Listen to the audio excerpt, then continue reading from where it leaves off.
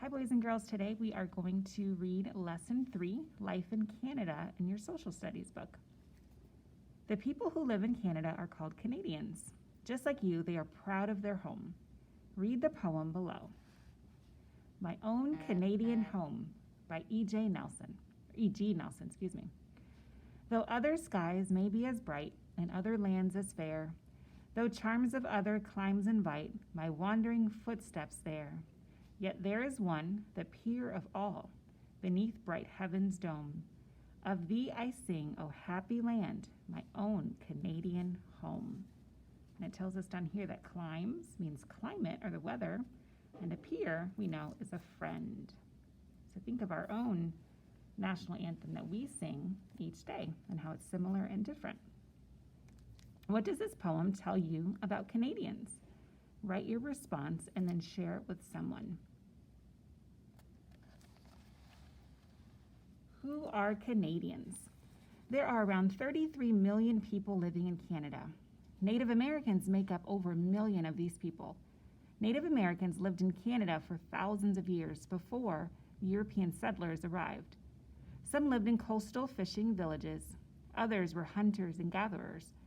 Still others created permanent settlements. Some Native Americans even lived in the icy Arctic. Today, Native Americans still live throughout the country. But Native Americans aren't the only people living in Canada. Like the United States, Canada is home to people from Asia, Africa, Latin America, and many other parts of the world.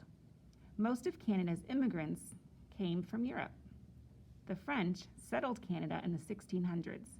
For over 200 years, they ruled much of the eastern part of the country. Later, the British gained control of Canada. Because of these influences from France and England, many Canadians today are bilingual. That means they speak 2 languages. Let's stop and underline that bilingual means that you speak 2 languages. How are the languages spoken in Canada similar to those spoken in the Southeast United States? So go back up and find some similarities.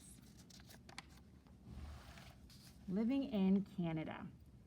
Many immigrants have moved to Canada over the years. They brought with them many of the customs of their homelands. These different customs are a part of Canada's culture.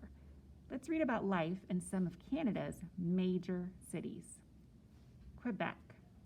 The city of Quebec was the first French settlement in Canada. It was built on the banks of the St. Lawrence River. More than 500,000 people live in Quebec today. There are many French, African, and Asian cuisines or styles of cooking found throughout the city. Let's stop to underline the meaning of cuisine. Cuisine is a style of cooking. One of Quebec's biggest attractions is the Winter Carnival. Visitors come to the city to see large snow sculptures and to visit the Ice Palace, a giant building made entirely of ice. Let's go ahead and underline that French, African, and Asian cuisines or styles of cooking are influenced in Quebec. Then we have the city of Montreal. Montreal is the second largest city in Canada. It has the largest population of French-speaking Canadians. French culture is seen and heard throughout the city. Many festivals are held throughout the year to celebrate its French roots. The city is a major center of culture, education, and business as well. So let's underline that the French culture is seen and heard throughout the city of Montreal. Then we have the city of Toronto. Toronto has the largest population of all Canadian cities. More than half of the city's residents were born in other countries. Some of this diversity is seen in Toronto's food. Many different cuisines are found in restaurants throughout the city. Toronto is also home to many businesses, theaters, and museums. It also has the CN Tower. This tower is 1,815 feet tall, which makes it the tallest freestanding structure in the Western Hemisphere. Okay, says, how is Toronto similar to cities in the United States? So think about all of the other cultures that are influenced based on their food, also some of the languages that are spoken, and how many people live in many of our large cities. Write down one similarity. Then we have the city of Ottawa. Ottawa is the capital of Canada. I think that is important to note. It is located in the province of Ontario between Toronto and Montreal.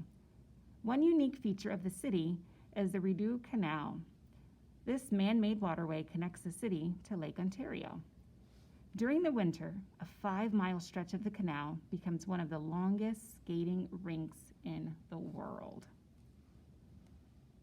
Vancouver. Vancouver is a large city located on Canada's west coast.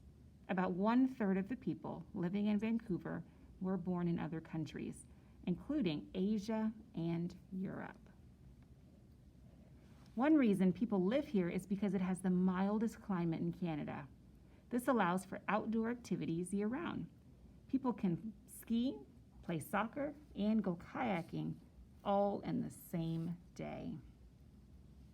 How does the United States compare to Canada? Choose one U.S. region and compare it to Canada in the diagram below. And leaders, we want you to spend some time, instead of focusing necessarily on a region, go ahead and focus on the country of the United States. So fill it in first.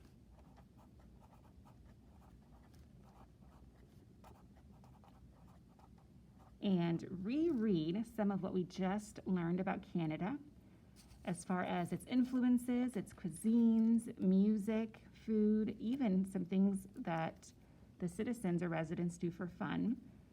And challenge yourself to find 3 things that are unique to Canada, 3 things that you learned that are unique to the United States, and then try to find between 2 to 3 similarities. What are some things they have in common?